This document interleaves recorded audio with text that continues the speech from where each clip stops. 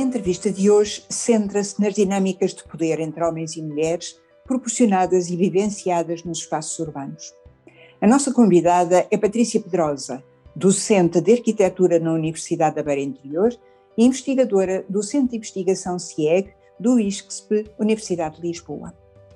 O seu trabalho de investigação situa-se no cruzamento entre arquitetura, cidades e género, com destaque para o urbanismo feminista, nomeadamente no que diz respeito à problemática da habitação e dos contributos das mulheres arquitetas.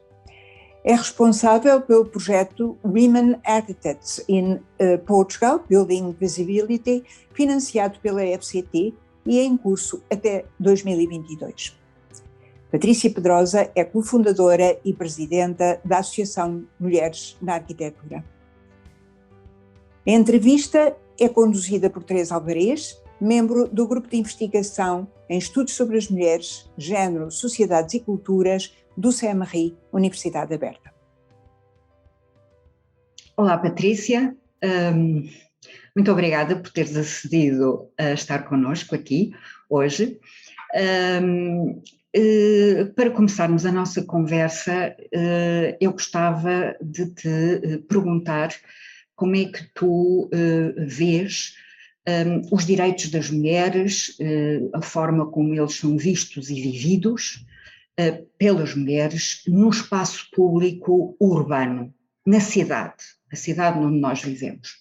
Como é que os direitos das mulheres se vivenciam ou se podem vivenciar nesse espaço público que é de todas e de todos e em contexto urbano? Obrigada, Teresa, pela pergunta, obrigada também pelo convite, que me dá muito prazer responder positivamente e estar aqui à conversa convosco.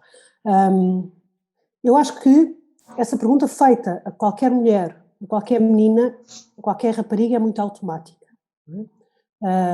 Quando paramos para pensar, em grande percentagem de nós, das nossas vidas, das nossas histórias de vida, as primeiras experiências de assédio percebidas como tal foram em contexto urbano. Foram no caminho para a escola, foram a passear, a brincar, neste caso talvez a condição do choque da violência será mais inequívoca na identificação como violência, porque é o estranho, normalmente. Não é? Quando falamos das outras questões, na esfera da família, na esfera da proximidade, na esfera do espaço doméstico, outro espaço também onde podemos analisar a relação do espaço com a violência sobre as mulheres e as raparigas, mas falando do espaço público, e quando se pensa de assédio sexual por parte de desconhecidos, a nossa experiência normalmente tem um cenário que é um cenário urbano, é um cenário da cidade. A cidade, da vila, da aldeia. Eu quando falar de cidade, falo do urbano em geral, seja a escala que for. Porque às vezes foi na nossa rua, portanto é quase como se fosse uma aldeia à qual pertencemos. O que é que isto quer dizer? Quer dizer que a nossa experiência do corpo, do nosso corpo, dos corpos das mulheres, das meninas, das raparigas, na cidade, e a cidade é o sítio onde se plasma espacial, formalmente, materialmente, uma ideia de sociedade, onde os poderes estão representados, onde os direitos estão representados, ou a falta de direitos estão representados. Essa nossa experiência do corpo de mulher na cidade é genericamente uma experiência traumática, violenta, dura, não é? E que, enfim, ainda não encontrei nenhuma mulher que não tivesse narrativas dessas violências para contar, infelizmente. Isto poder-se-á dizer, não é uma questão de cidade, é uma questão de sociedade, óbvio, também, mas também é uma questão de cidade. Se nós temos cidades que não foram pensadas, que não foram desenhadas, que não foram construídas através da diversidade das experiências, dos corpos diversos sobre o território, sobre os espaços, o que vamos ter é um déficit, ou às vezes uma total ausência de reflexão nestes espaços da cidade, nas nossas ruas, nas nossas praças, em relação à nossa existência, não é? Destes corpos de mulheres que somos na cidade. E falámos da questão dos direitos dos direitos não concretizados por causa da agressão sexual, não é? Do assédio, mas temos uma enormidade de violências que a cidade, que as cidades, que as ruas, que as praças aplicam sobre nós. Quando, apesar do que diz a Constituição da República Portuguesa, não temos direito a um uso livre da cidade e um direito à habitação claro na condição de mulheres que somos, a mensagem que nos está a chegar é que não pertencemos ali. De alguma maneira somos estranhas, somos indesejadas e por isso agredidas. Não é? E quais são as implicações? As implicações são óbvias, não é? As implicações podem ser ter raparigas, ter meninas que deixam de ir à escola porque têm medo. As implicações podem ser também deixarmos de ter direito ao nosso espaço, tempo de lazer na cidade, o passear, o sair fora das horas ditas seguras para as mulheres, a questão do mudar de roupa porque vamos num determinado horário ali ou acolá. Isto é, ainda que naturalizado, normalizado como uma arma de defesa do próprio corpo, do nosso próprio corpo de mulheres, a não sermos agredidas, na verdade isto é de uma enorme violência, porque isto o que nos diz é o espaço e a vida urbana não está adequada a nós temos que nos proteger com as armas que temos. E em conversas tidas com muitas mulheres em várias cidades do país, o mudar de roupa para ir a um sítio é uma possibilidade, o deixar de ir existe, não é ficção. Há mulheres, há raparigas que deixam sair para ir ao cinema, ou ir a um espetáculo, ou ir ter com amigos e amigas, ou ir a uma aula na escola a determinada hora, porque tem medo. E isto parece ser só um detalhe de uma experiência individual de pouco sucesso, atravessa as nossas existências de mulheres nas cidades. Não é? Mas também outras violências são praticadas. Quando nós, como tradicionalmente cuidadoras, estamos em cidades que não prevêem que andemos com um saco de compras de rodinhas, ou que andemos com um carrinho de bebê, ou porque depois a inclinação das ruas, o mau estado dos passeios, a falta de elevadores, no acesso, por exemplo, não é? Aos sítios, aos nós de articulação de transportes públicos. Não é? Eu chego do comboio, vou apanhar um autocarro e quando saio da estação do comboio só tenho escadas. Não é? Isto, sim, dirá quem nos ouve, mas isso também acontece potencialmente para os homens, sim, mas nós temos às nossas costas o papel tradicional de cuidadoras, que implica sermos ainda maioritariamente, como cuidadoras, quem tem que cuidar. E cuidar de quem? Cuidar da família, cuidar de quem depende de nós.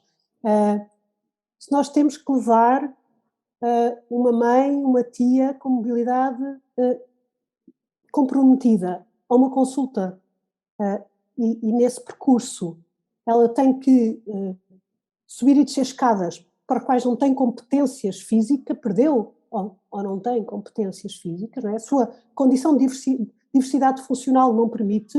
O que nós estamos a dizer é esta mulher cuidadora e esta mulher cuidada é que a cidade não pensou nela.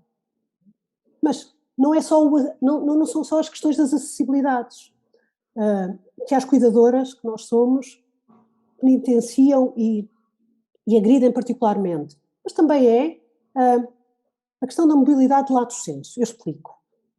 Está provado, nacional e internacionalmente, que as mulheres têm percursos diários em dia de trabalho muito mais complexos que os homens.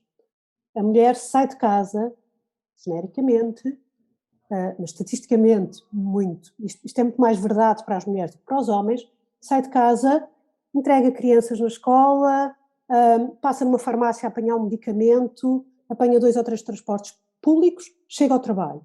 Na hora do almoço, aproveita para ir comprar mais não sei o quê, porque é preciso uma cartolina para a escola do miúdo mais velho que tem trabalho para entregar no dia a seguir, vai trabalhar. Saindo do trabalho, é preciso comprar mais qualquer coisa para o jantar, é preciso apanhar as crianças, né? E se calhar é preciso levar alguma das crianças a alguma atividade e buscar a outra, né? Depois chegar a casa e entrar, né? no seu segundo emprego. E, estatisticamente, também os dados apontam, nacional e internacionalmente, que os percursos dos homens são muito mais simplificados, no formato casa-trabalho, trabalho-casa. Sendo que, se existe um carro na família, um transporte individual, é tradicionalmente muito mais usado pelo homem do que pela mulher. E, portanto, o que cria aqui uma sobrecarga de necessidade da resposta dos transportes públicos, do fundamental que é os transportes públicos, serem olhados, geridos, com perspectiva de género e que traga as questões da saúde física e mental das mulheres no seu cotidiano para o seu planeamento.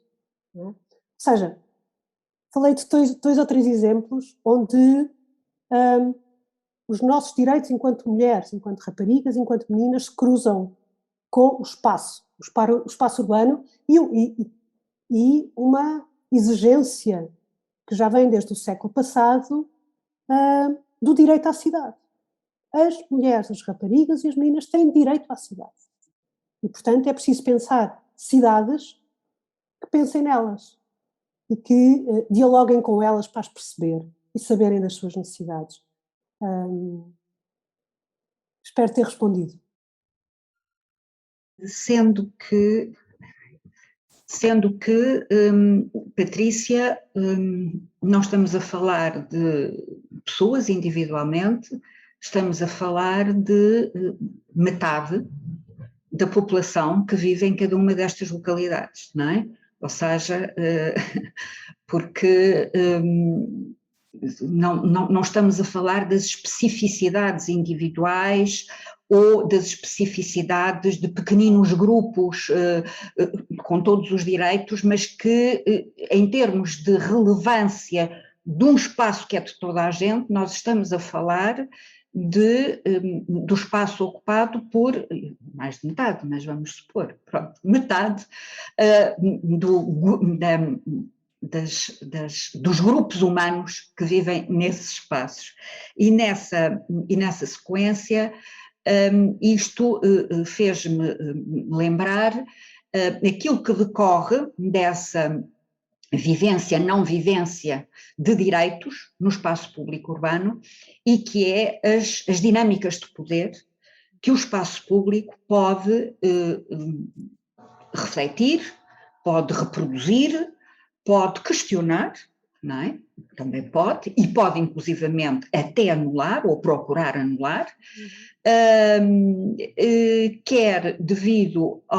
quer fruto da relação e das dinâmicas entre homens e mulheres, mas também fruto das dinâmicas simbólicas que nós mobilizamos quando pensamos no valor que damos a determinadas atividades ou formas de ocupação do espaço que estão associadas, por sua vez, a homens ou a mulheres, não é? Isto numa dimensão. E depois, numa outra dimensão, e que é como é que essas mesmas dinâmicas de poder podem estar mais presentes ou podem ser facilitadas ou não a partir de quem pensa esse mesmo espaço, não é? De quem o concebe e de quem tem capacidade para decidir a organização física, material desse espaço, potenciadora de maiores ou menores dinâmicas de poder assimétrico entre homens e mulheres. Não sei se... Sim. É uma ótima pergunta, são várias ótimas perguntas numa pergunta. Obrigada, Teresa, porque são assuntos fundamentais de serem abordados e para os quais, apesar de já serem debatidos há algumas décadas por aí fora, aqui surge sempre uma certa estranheza e quase incompreensão sobre o que é que estamos a falar. Então, tentando organizar uma pequena reflexão sobre as questões da dinâmica de poder, do espaço e dos direitos das mulheres, não é? Como tu propões. Por um lado, sublinha-se que a construção da cidade é em si um exercício de poder. Quem decide, quem desenha, quem manda, eleito ou não, consoante as fases da nossa história, está a plasmar na cidade simbólica e efetivamente ideias de representatividade, mas também de imaginários de cotidiano. Não é? Quando temos, enfim, vou dar um exemplo da cidade de Lisboa, que é a que eu conheço melhor, temos praças monumentais, edifícios monumentais, não é? Isso reflete uma ideia como o poder quer ser visto e percebido na cidade. E o mesmo acontece com os sítios cujo poder, os sítios aos quais o poder não presta atenção. Não é? Habitação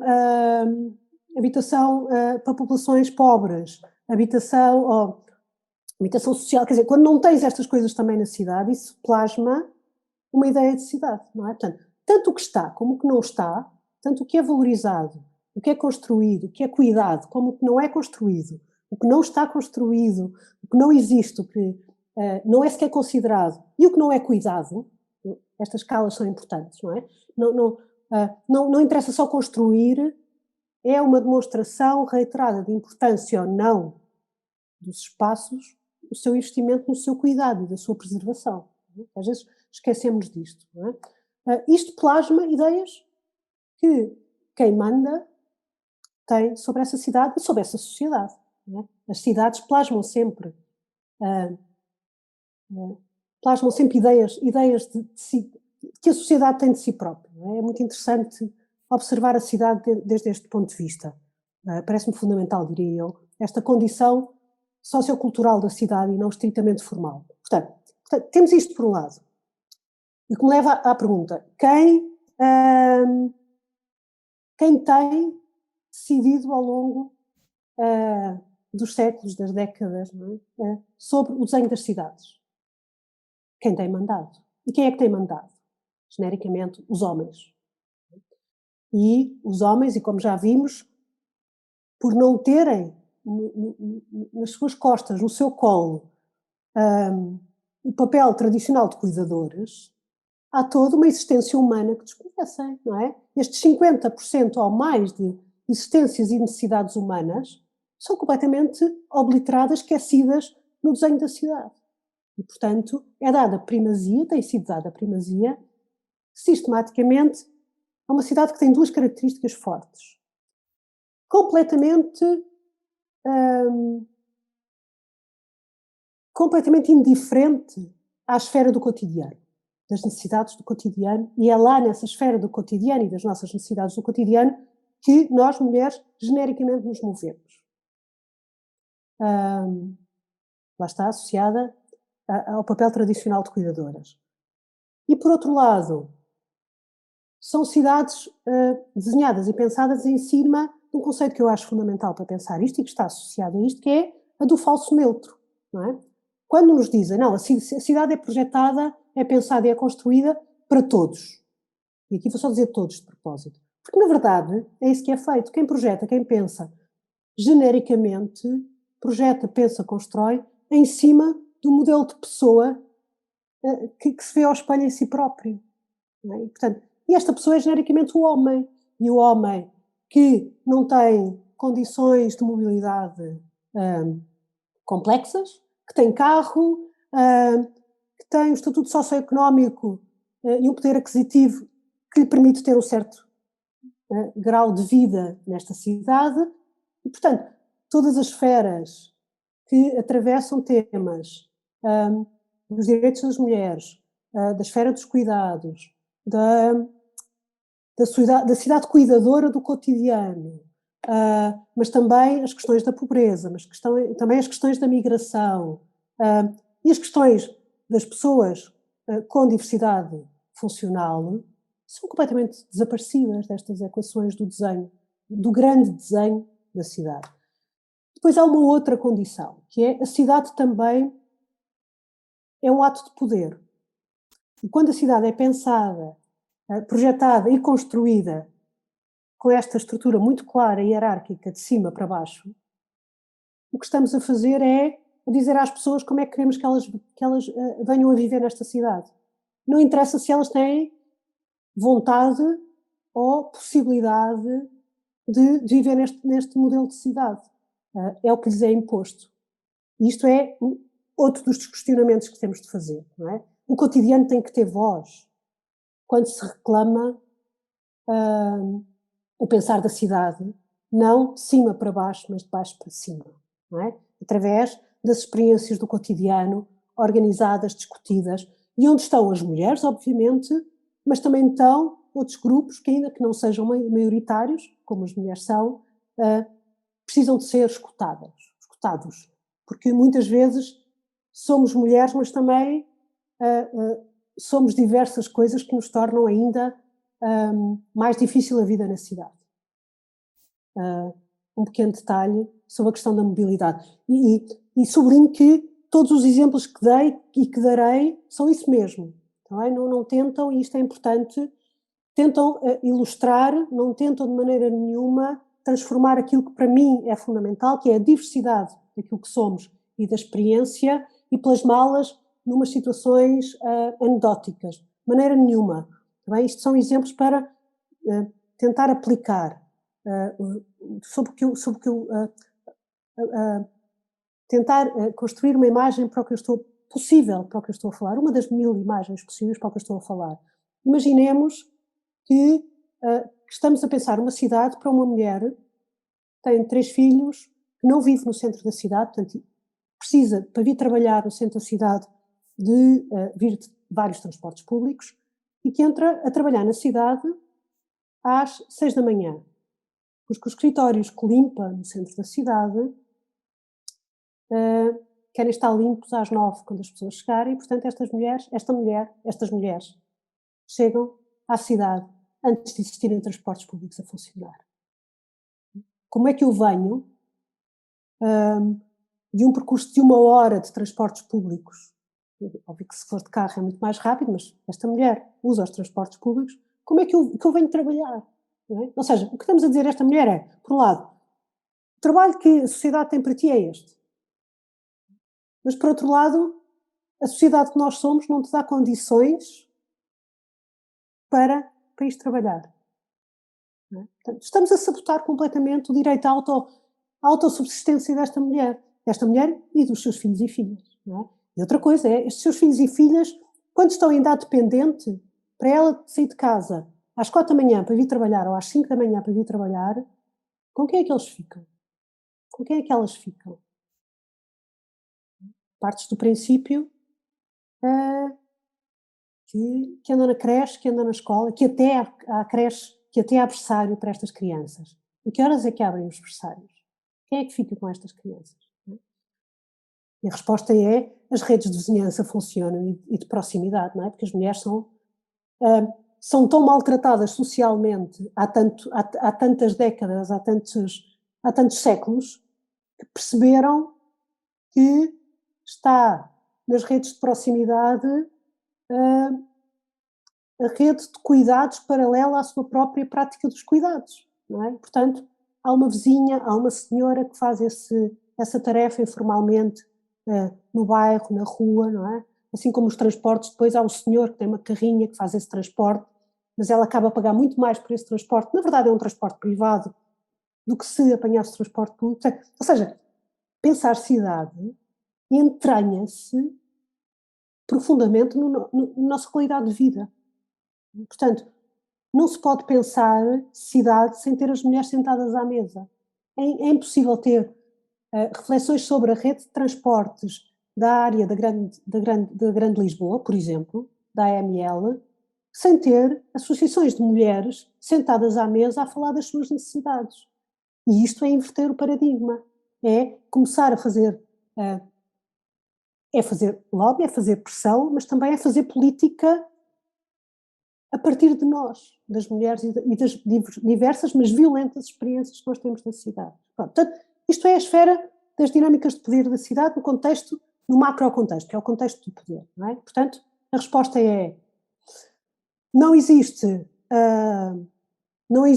a criatura neutra que habita esta cidade, portanto, é preciso trazer a diversidade das experiências e principalmente as pessoas, principalmente as mulheres, as pessoas mais desprotegidas, porque se pensarmos, isto é uma das críticas que às vezes a Teresa surge, não é? Mas então vamos fazer uma cidade para mulheres. Não, se nós fizermos uma cidade a pensar nas pessoas que são socialmente mais desprotegidas e mais órfãs da democracia que nós somos, nós conseguimos uma cidade que acolhe toda a gente. Não é? Se nós conseguimos verificar se cumprem os direitos humanos, os direitos definidos constitucionalmente para as pessoas, para as mulheres mais desprotegidas, para todo o resto do cosmos que habita esta cidade, a vida só melhorará. Não é? Portanto, esta ideia de uma cidade pensada a partir do urbanismo feminista, tal como o feminismo em si, lato sensu, não é uma condenação à morte da outra, vagamente menos de metade da população, não é? É pensar em quem mais precisa de ser protegido, não é?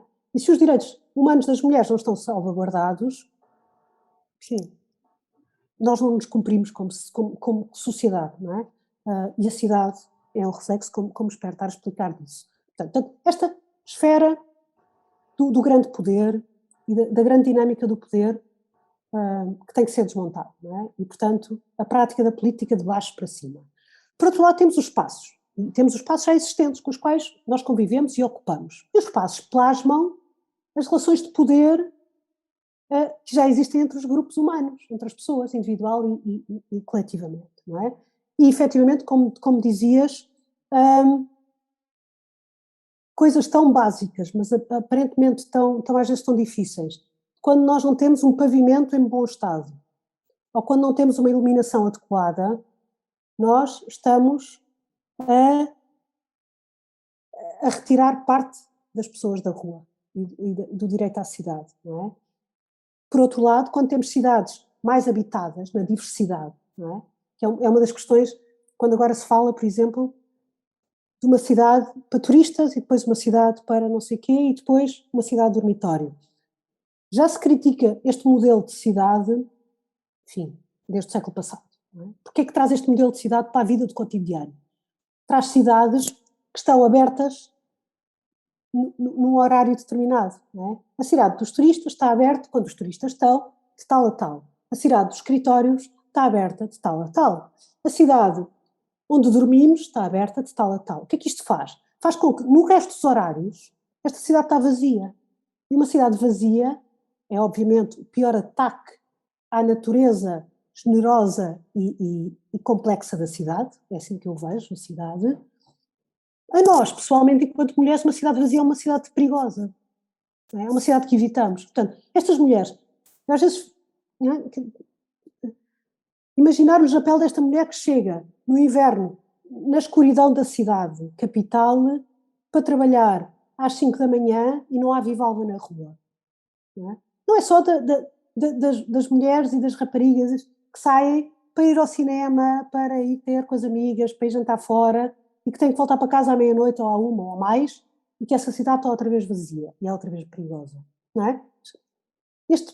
Às vezes o perigo, não é? Alguém me dizia um dia desses, mas as taxas de violência efetiva não são assim tão altas em Portugal. Não interessa. O que interessa, mais uma vez, na nossa política de cotidiano, é trabalhar as percepções. Como é que nós construímos uma cidade que é percepcionada como uma cidade de todos e de todas? Principalmente de todas. Quando nós, a caminhar por elas, encontremos uma cidade que tem vida. Não é? Uma cidade com vida e vida diversa. Não é? Depois, que é outra das experiências, não é? Quando nós temos... Alguém me dizia sobre o estudo sobre a cidade grega um dia destes. Eu fiquei a pensar que é interessante. A estudar a ocupação, e é mais um exemplo também para percebermos que não é só Portugal, não é só as cidades onde habitamos. Existia no acesso a uma praça 2 ruas, idênticas. Mas as mulheres tendiam a utilizar uma rua por opção à outra. Os passeios estavam igualmente cuidados, a iluminação era muito similar, nada justificava.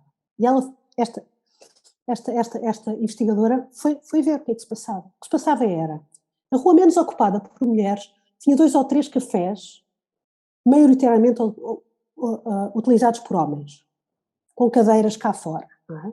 E a percepção das mulheres era, aquilo era um sítio onde, mesmo eventualmente mudando de rua, nos iríamos sentir pouco confortáveis, não é? E, portanto, havendo uma alternativa, evitava-se o confronto. Porque na nossa cabeça analítica, que nós temos todas, ainda que não tenhamos parado para pensar, nós temos uma cabeça analítica de autodefesa no contexto urbano. As nossas decisões intuitivas são muito refletidas pela nossa experiência. Enquanto a sociedade não desmontar e não nos provar nas nossas vidas cotidianas que nos pertence, que é nossa, a percepção é um fator também fundamental da autopreservação e também que precisa de ser trabalhado. Não é? Ou seja, não interessa só criar uma cidade que seja efetivamente para todas e para todos, é preciso demonstrar às mulheres, demonstrar às raparigas que esta cidade é nossa. Não é? Portanto, são muitas as esferas por onde precisamos trabalhar e aos políticos e às políticas precisamos de escancarar estas questões. Não é? Portanto, estamos a falar então das dinâmicas de poder e é preciso, não é, desmontar esta questão do simbólico e efetivo das práticas e das ocupações da cidade enquanto reflexo destas dinâmicas de poder. E também é através delas, Teresa, tu dizias muito bem, não é? Como é que se contraria? Contraria tomando posse. Não é? Contraria criando estratégias de ocupação onde nós, mulheres, dizemos esta cidade também é nossa e nós queremos-la para nós também. Não é? Como referias há bocado, Teresa, também, neste contexto de como é que reagimos e como é que combatemos este poder hegemónico, criando fraturas neste dito poder urbano, quando organizamos as Jane Walks, as caminhadas, para nós, mulheres, pensarmos a cidade e olharmos, experienciarmos a cidade e a questionarmos. Quando nós fazemos atividades no contexto urbano, oficinas, workshops no contexto urbano, quando nós, e isto é muito importante e é um trabalho que está a ser feito, mas precisa de ser mais feito, mais intensificado, quando nós levamos estas questões para a universidade, não é? Para os arquitetos e as arquitetas que estão a aprender a profissão, sublinhamos isto e depois também os trazemos e as trazemos para o espaço público para discutirem connosco estas questões, são maneiras de irmos construindo estas micro-sabotagens que são sementes e que seguramente produzem alteração. Mas parece-me cada vez mais fundamental que enquanto as câmaras municipais deste país não colocarem os temas do espaço e dos direitos das mulheres, não a existir no ploro dos direitos sociais, mas no ploro do urbanismo e na própria presidência, é muito difícil quebrar, romper com esta prática entranhada e tremendamente viciada e tremendamente injusta que continuamos a encontrar. Portanto, é nós no terreno, é as sementes no terreno, mas também é o poder ter coragem de se questionar e de trazer os direitos das mulheres e da cidade, e aqui estão muitos direitos, e há muito trabalho por fazer, para o ploro do urbanismo, ou preferencialmente para a própria presidência, para o gabinete da presidência e das câmaras municipais deste país. É o meu convite. Obrigada, Patrícia, realmente as questões que levantaste... Foi enorme, desculpa, eu falo muito, peço-vos desculpa, é horrível. Ora diz.